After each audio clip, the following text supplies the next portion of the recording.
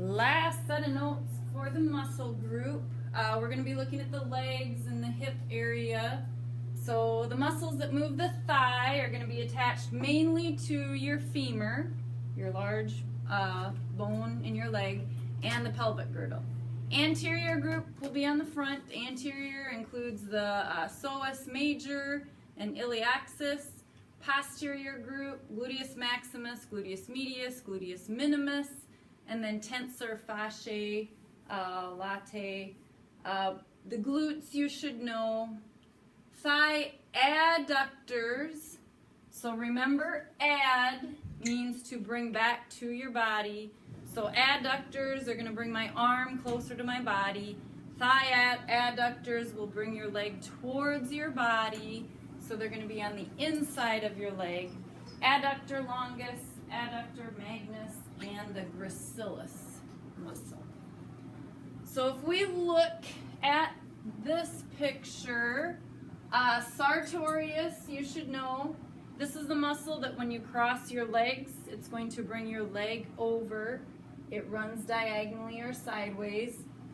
Rectus femoris is going to, it's the big muscle on the front of your leg, like when you're kicking or bringing your leg forward. Vastus lateralis on the outside, vastus medialis on the inside. The vastus medialis, you can pretty much feel that large muscle on the medial side of your knee. And then inside, so these are your adductors that are going to pull your leg closer. Adductor longus is the longer one. Adductor magnus is the smaller one. And then gracilis is the one that runs right along the outside. A long, thin muscle. Looking at it from a different angle.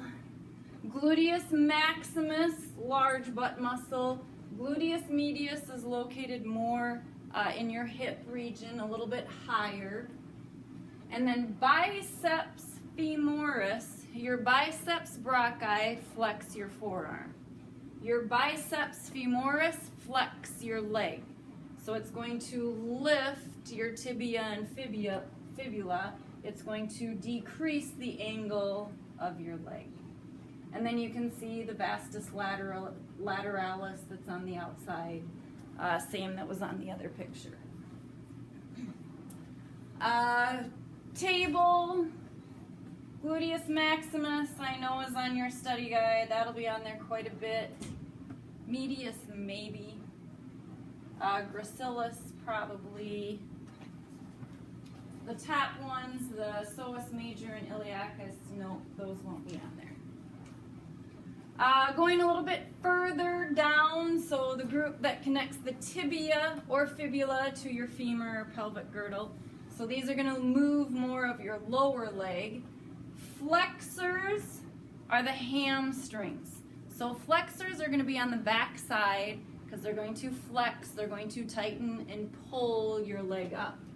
Extensors are your quadriceps. They're going to be on the front side, like when you're kicking a ball or lifting your leg up. Hamstrings, biceps femoris, semitendinosus, semimembranosus, and sartorius. Extensors are called your quadriceps. That's the whole group.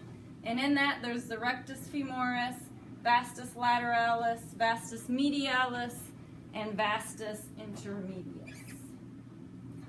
So here, same picture, nothing new, but you can see the sartorius, the femoris, lateralis, medialis. The intermedius is shorter. You won't see that one, it's a deeper muscle. The intermedius will not be on your test.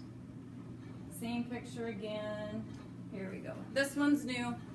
So here I'm looking at my hamstring. So if you've heard someone's pulled their hamstring, that is the back side.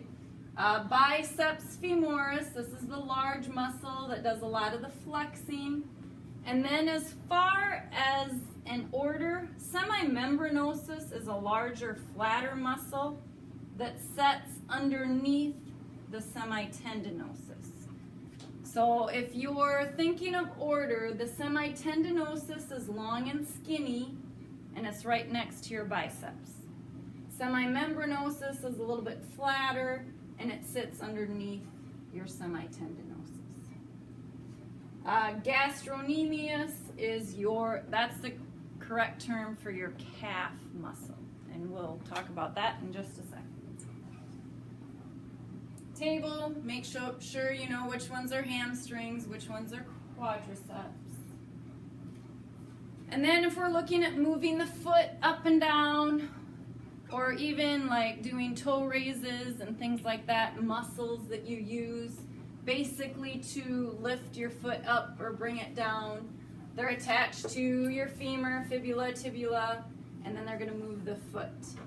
Tibialis anterior, you should definitely know.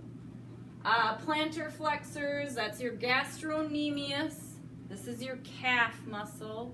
That's one you should definitely know. Soleus sits right underneath it. I'm pretty sure I'll have that on the test. The inverter is the tibialis posterior, and then the everter is the fibularis longus. These I'll point out probably, but they won't be. I will not have you label those on your test. So if I'm looking at the anterior side, the main muscle that I want you to focus on is the tibialis anterior. So when this tightens, it's going to lift the foot up. So if you take your leg out and you feel your tibia, that bone in your bottom, the tibialis anterior is that large muscle that's right off to the lateral side or the outside of your tibia. It's a fairly large muscle. Fibularis longus will be over on this side. So tibialis anterior, most important muscle to study there. And this diagram's not my favorite. I want to look more from the back side. So here I have the gastrocnemius, large calf muscle. You can feel that if you stand up on your tippy toes. You can feel that in the back of your leg. The soleus then is the large muscle that sits underneath the gastrocnemius. So we're going to see it here, but in reality, your gastrocnemius covers a large part of it also. Your calcanean tendon is a very important tendon that attaches to your calcaneus or your heel.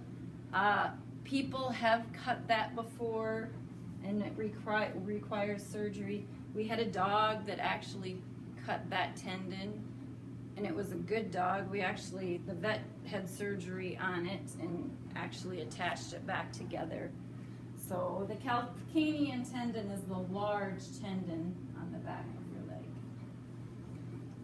Table again, tibialis anterior, gastrocnemius, soleus are the three big ones on that table. And that is a wrap of all your muscles.